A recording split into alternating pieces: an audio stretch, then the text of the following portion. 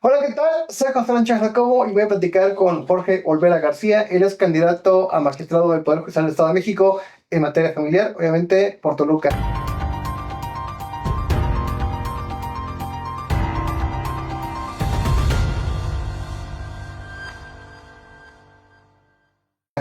Jorge, qué gusto platicar contigo. Muchas gracias, Alan, por la invitación y aquí estamos para lo que se ofrezca. Saludo amablemente a tu audiencia, que es muchísima. Claro, muchas gracias. Jorge, estamos iniciando la campaña para el proceso extraordinario en materia judicial del Estado de México. Hace algunas semanas inició este mismo proceso para el Poder Judicial de la Federación.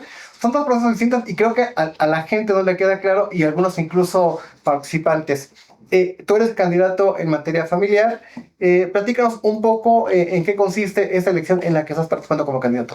Bueno, primeramente hay que reconocer y aquilatar la reforma que se hizo del Poder Judicial, que la han satanizado, la han estigmatizado, que va a llegar cualquiera.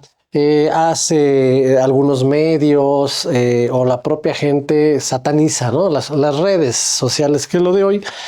A mí me parece muy interesante. Es un proceso que da la oportunidad para quienes no tenemos un engranaje para llegar a magistrados o jueces, poder hacerlo, en donde la ciudadanía pueda estar de frente al candidato y el candidato con la ciudadanía y escoja. En este caso, el responsable va a ser la ciudadanía y va a ser el candidato que gane. Participar como juzgador en este caso pues, es una oportunidad de poder aplicar pues, todo lo que he ganado en experiencia a lo largo de casi 40 años de labor pública. Es a lo que iba. Esta reforma que impulsó, hay que decirlo, Morena, el expresidente Andrés Manuel Salvador, da la posibilidad de que cualquiera que haya estudiado Derecho pueda participar para ser miembro de los poderes judicial, ya sea federal o en cada uno de los estados. Pero tú tienes una carrera más amplia en la materia, pues te has especializado en Derecho, tienes el grado de doctor, fuiste rector de la máxima casa de estudios, fuiste director de la Facultad de Derecho, fuiste secretario de Rectoría, abogado general de la Autónoma Mexiquense y además fuiste ombudsman. Eso pues te significa tener una trayectoria más amplia y hay quienes pues tienen la posibilidad de competir pero pues no tienen una experiencia. ¿Esto crees que la gente lo pueda percibir en estas pocas semanas de campaña? Sí, lo tiene que percibir. Tú has dicho una palabra muy cierta, no cualquiera o cualquiera. Yo al menos conozco compañeros y colegas que están muy bien preparados, que yo los conozco de alumnos o de personas que trabajaron conmigo y son muy capaces. No podría decir de la mayoría, porque sí se corre aquí el riesgo de que sea cualquiera. Entonces tenemos que privilegiar la experiencia, el conocimiento, la sensibilidad, los principios y muchos elementos que se requieren ahorita con esta reforma. Que apunto, la reforma está muy bien planeada. Es la primera vez que se hace, obviamente se tiene que ir consolidando, se tiene que ir haciendo más coherente y establecer algunos filtros más adelante, quizá ahora que acaben en el 27 algunos otros magistrados o jueces, ahí yo creo que esta experiencia que es la primera vez se va a ir pudiendo aquilatar.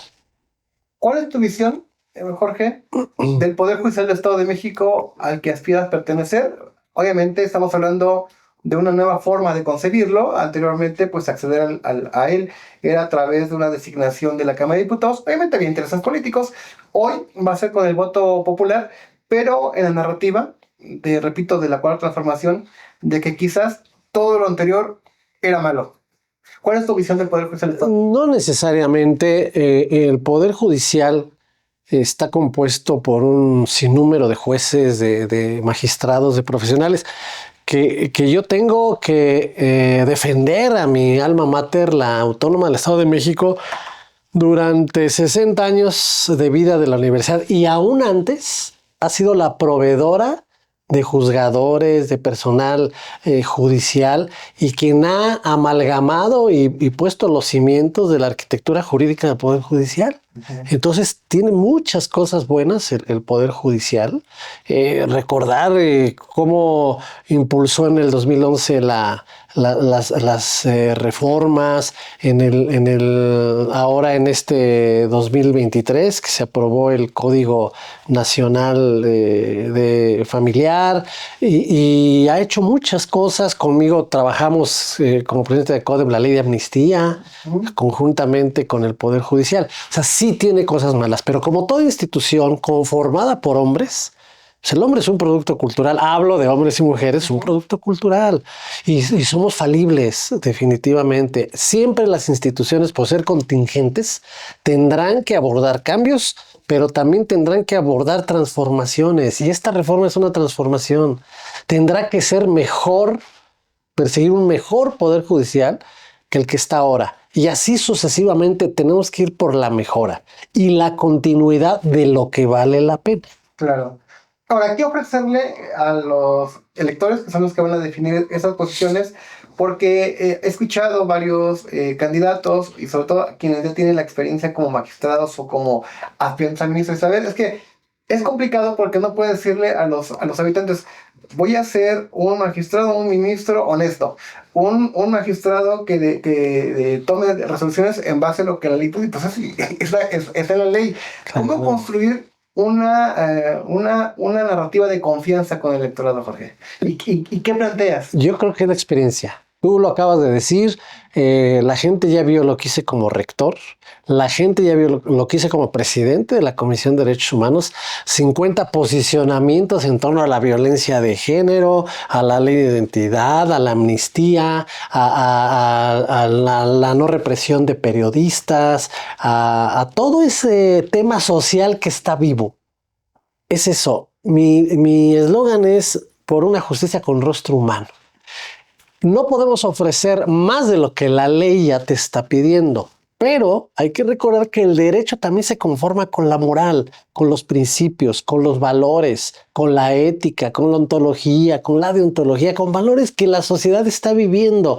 La sociedad tiene que tener un interlocutor válido, verdadero. Así lo hice como rector, así lo hice como presidente de la Comisión de Derechos Humanos. No basta con saber interpretar y aplicar la ley, que ha sido uno de los grandes errores de la formación de juristas.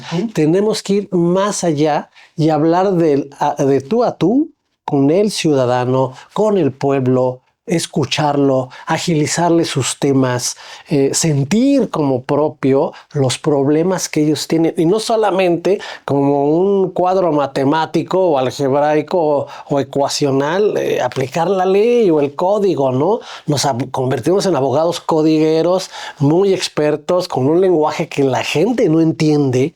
La gente entiende de necesidades, de transformación. Estamos para cambiar vidas. Nosotros podemos cambiar vidas.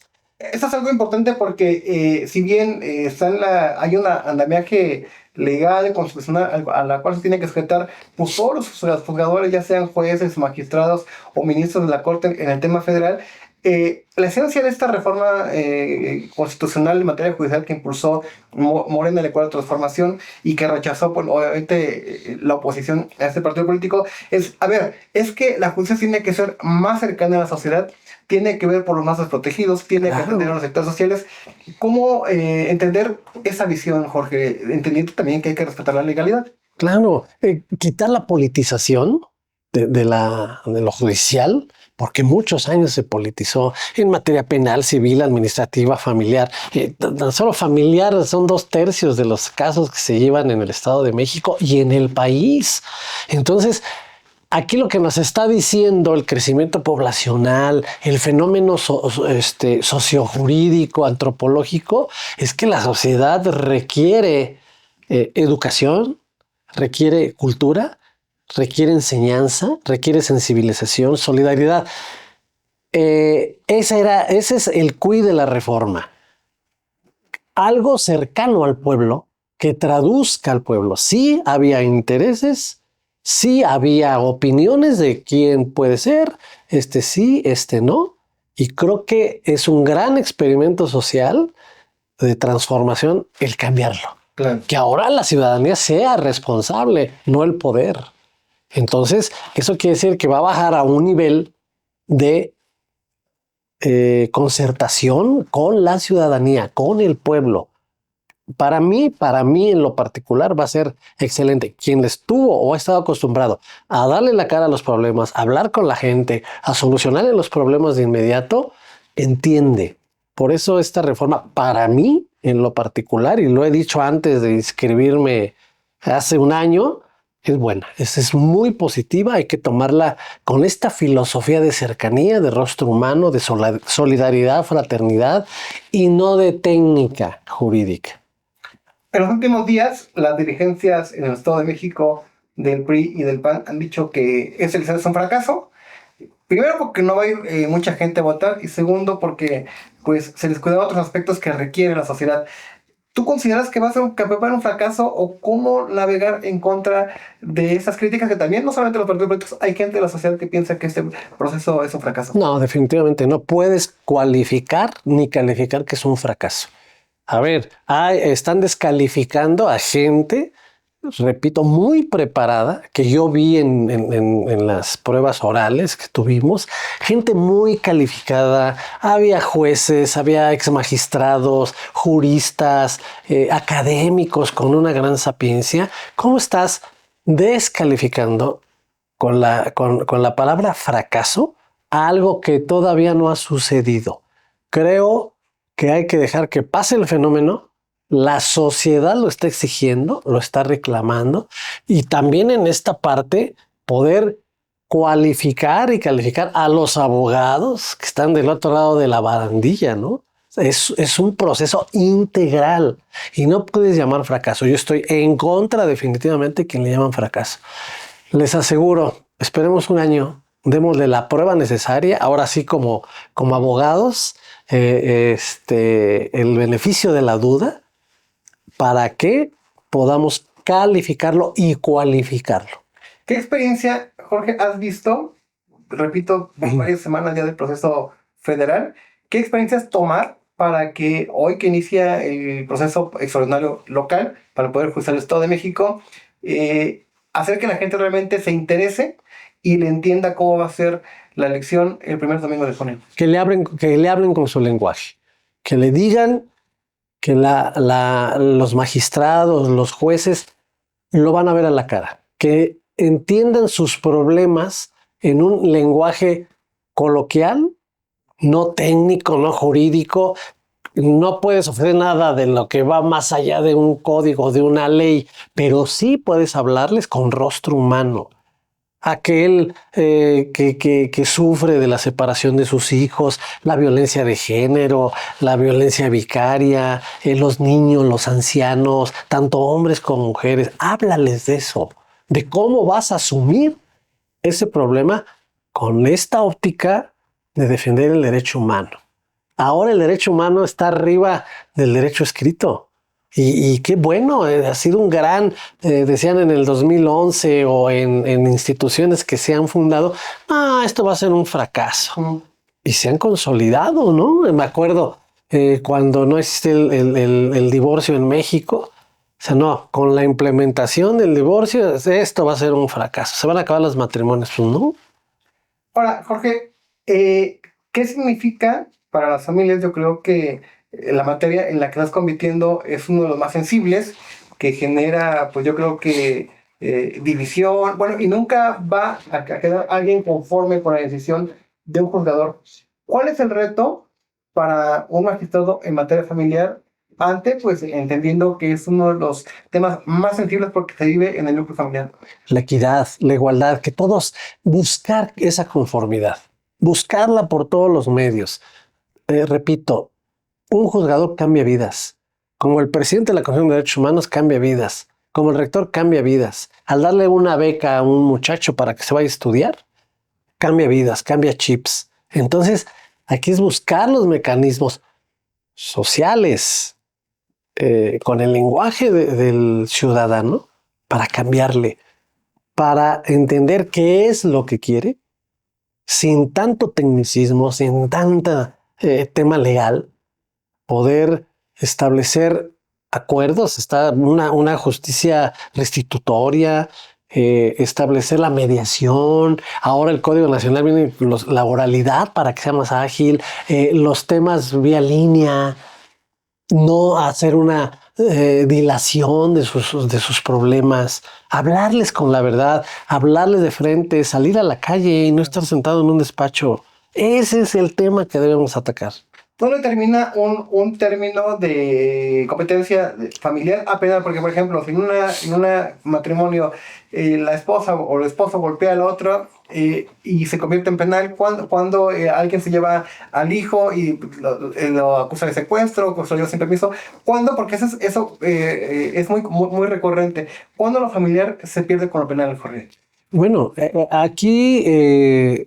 Porque te vas a enfrentar ahí. Sí, claro, no, se enfrenta a diario. O sea, yo lo enfrenté en derechos humanos. Es un tema que se está dando en la sociedad. Jurídicamente confluyen muchos fenómenos sociales, antropológicos, económicos, religiosos, culturales. La norma no está hecha solamente de tecnicismos, ni de definiciones, ni de conceptos, ni de dogmas.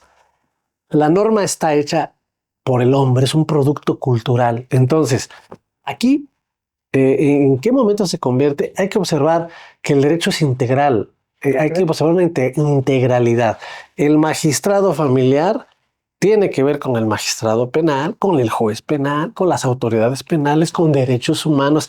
Hay que unirse, hay que conectarse y no establecer líneas que el código te ata y te toma como rehén. No, al revés. Tienes que asumir lo que la gente está pidiendo. Una violencia, un niño maltratado, las famosas pensiones alimenticias, el deudor alimentario, que se va al área penal. Los jueces y magistrados tienen que estar conectados. Establecer esos vehículos de comunicación para el bienestar general, individual de la población y sobre todo con perspectiva de género. Acabar con fenómenos antropológicos como el machismo, ¿no? Que se da mucho en esa materia, sobre todo en los divorcios. Es que no vas a ver a tus hijos, es que no vas a ver a la niña, o vas a separar a los niños, los toman como rehenes, o que golpean, o que maltratan, y obvio se deriva en un tema penal. Hay que conectarse. Hay que conectarse y no dejarlo. Es como un médico con un paciente que opera. Hay que estarlo viendo las 24 horas del día. Claro. Ahora, también habrá que ver, decirle, quizás no es tu competencia, decirle, pues, en el futuro a los legisladores, que yo creo que hace falta también, en tu punto de vista, la actuación de los ministerios públicos, porque muchas veces cuando el juez libera o no dicta una prisión preventiva por determinado delito, dicen, no, es que el juez lo soltó, es que lo compraron, es que se vendió, pero también ocurre que muchas veces el expediente que presenta el Ministerio Público, que es el abogado de los habitantes, no lleva a cabo un expediente claro, no integra bien la carpeta y esto da como resultado que los jueces o llega hasta los magistrados no puedan actuar. Eso hay que acabar, hay que capacitar, hay que preparar, hay que imbuir, hay que introducir, hay que transformar también el rostro de la Fiscalía General. Y no es esta fiscalía, tiene años y años de vicios. Lo veíamos en derechos humanos, la policía ministerial, los agentes investigadores, los ministerios públicos, los secretarios, que hay una colusión por ahí con abogados y tienen temas que si bien la reforma ya le dio menos peso al Ministerio Público, aún siguen observándose vicios, transgresiones, violaciones. Hay que decirlo de frente a la ciudadanía. Hay que acabar con esto. ¿Y cómo? Tortura. Claro que ha habido tortura y hay, cítenlas o busquen las carpetas que hicimos en derechos humanos. Temas hasta documentales hicimos en la Comisión de Derechos Humanos. Tenemos que integrar todo ese tipo de cosas, juntarnos para prepararnos, para platicar de cara a la sociedad y ya terminar con eso definitivamente. Otro asunto que quizá explicarle a los que nos ven, nos escuchan, Jorge, ¿dónde termina la responsabilidad de la actuación de un juez en materia familiar y dónde entra el magistrado en materia familiar, que es a lo que tú aspiras? Para que, bueno, quede claro ¿Cuál es tu responsabilidad? Pues fuera de las apelaciones y los niveles de recursos, yo creo que no debe de terminar.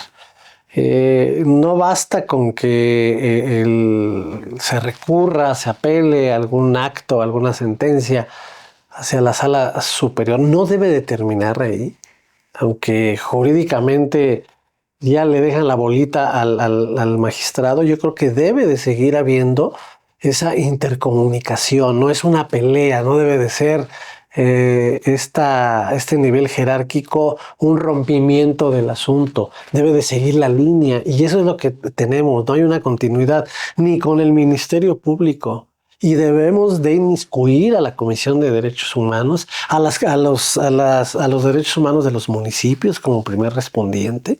No se debe de romper este círculo virtual entre ministerios públicos, jueces, magistrados, secretarios, policía ministerial, derechos humanos. Yo creo que todos debemos estar en este equipo, no debe de terminar.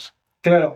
Y es que el sistema penal de procuración nacional de justicia en el país pues, lleva varias rutas, porque primero vas a la fiscalía ante el Ministerio Público, después el asunto es tornado a un juez, si la gente no queda conforme, lleva el asunto al magistrado del Poder Judicial local, y si el asunto escala puede llegar al amparo, ¿no? a la Suprema Corte de Justicia de la Nación. Claro. Esto la gente no lo entiende. No lo entiende.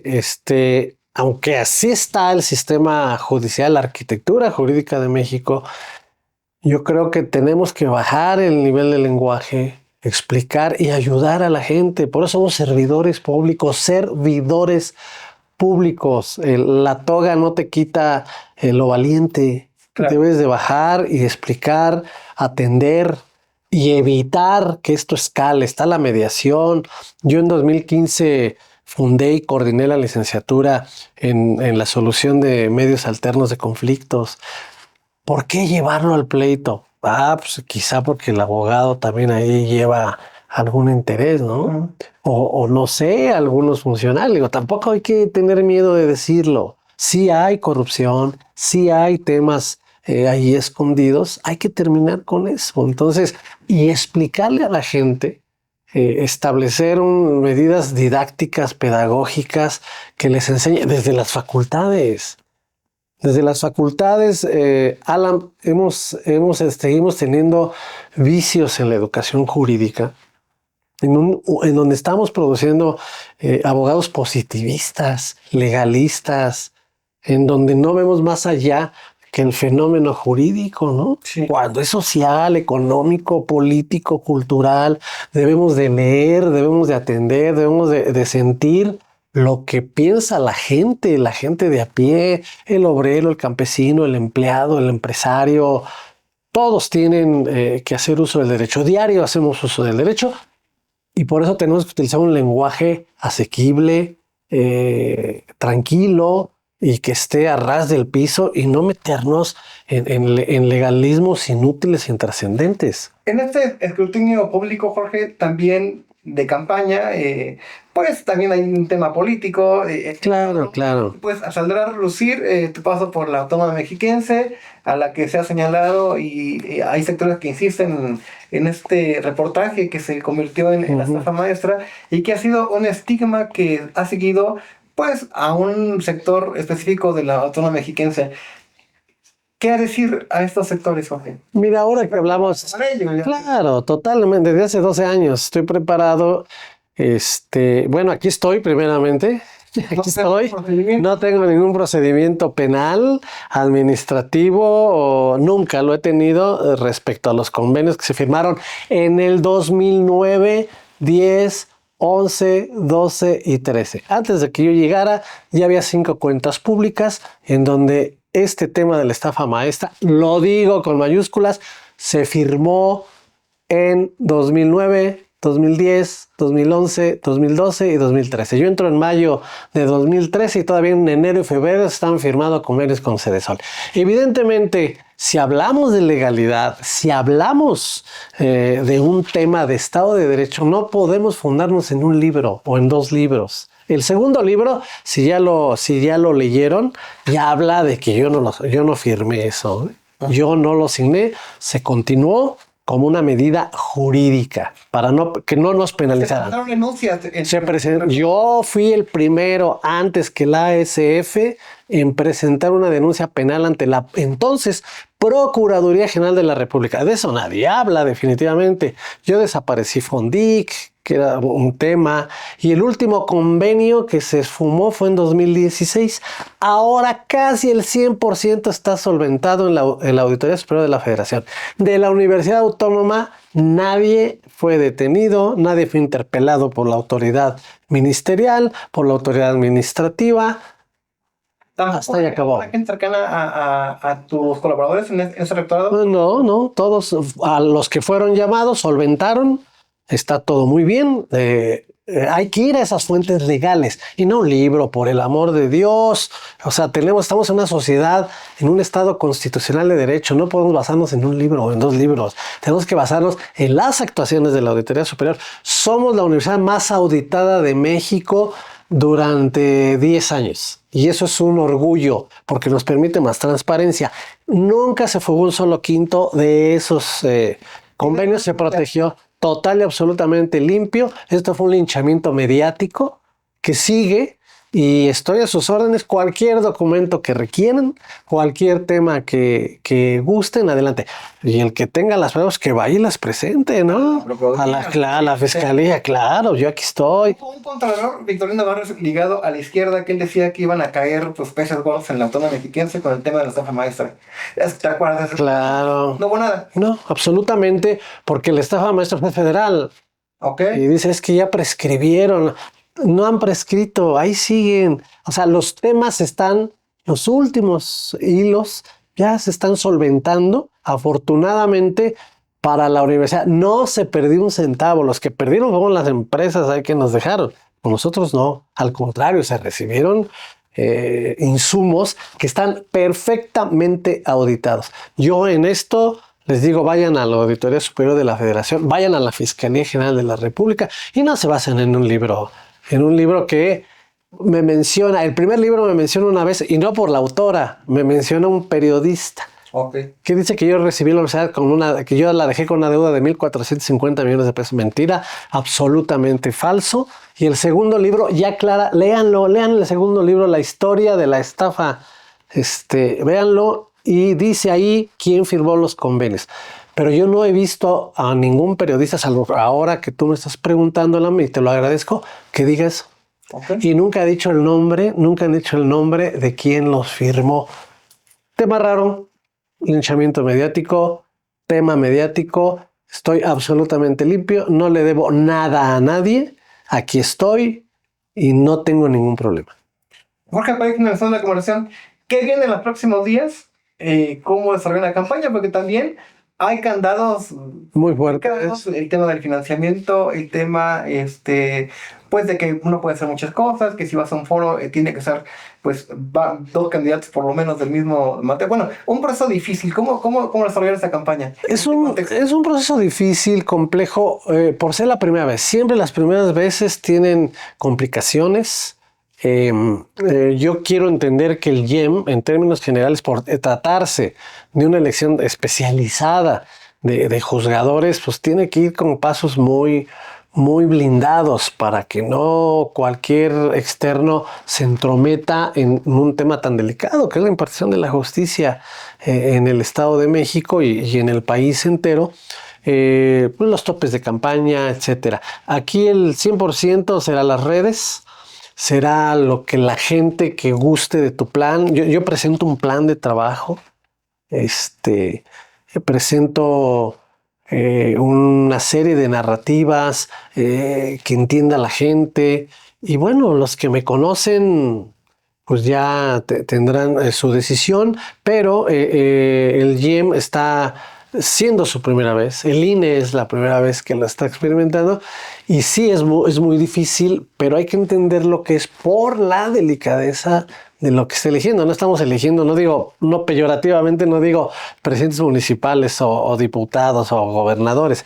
Aquí es un tema más especializado, más complejo y pues hay que añadirse a ello. Los foros, las entrevistas con ustedes, los periodistas, pues tienen que estar muy bien transparentadas. ¿Cómo votar por ti? Pues el tema... No van a llegar a la boleta, van a decir... bueno, ya lo verán en las redes sociales, se me asignó el 47 Rosa, magistrado familiar Toluca, pues que vean mi propuesta, que vean mis antecedentes. Soy un académico 100%, he practicado el derecho como abogado general, como presidente de la Comisión de Derechos Humanos, como he dirigido cientos de tesis de todas las materias y eso me da esa solidez, la experiencia. Me siento muy bien, estoy muy emocionado, me encanta este proceso y yo felicito a quien hizo la iniciativa Morena, porque esto es bueno. Ahora hay que trasladarlo al Tribunal de Justicia Administrativa. Un tribunal un tribunal de disciplina nuevo, un externo que esté cuidando, que esté vigilando, que esté supervisando, ¿no? Hay que hacer un tribunal constitucional estatal. Hay una sala, pero hay que hacer el tribunal constitucional. Esto lo propuse cuando era director de la Facultad de Derecho. Okay. Un tribunal independiente y elegir a estos también, ¿no? Yo creo que sería bueno. Yo me felicito a mí por que me permitieron pasar estos filtros y felicito a mis colegas porque hay gente muy valiosa, que por fin llegará de una manera libre. Pensémoslo así y se va a conformar un poder judicial más sólido, más coherente y con una gran experiencia en el Estado de México. Pues muchas gracias por la conversación. Gracias, Alam, y gracias a toda tu audiencia. Pues muchas gracias y hasta la próxima.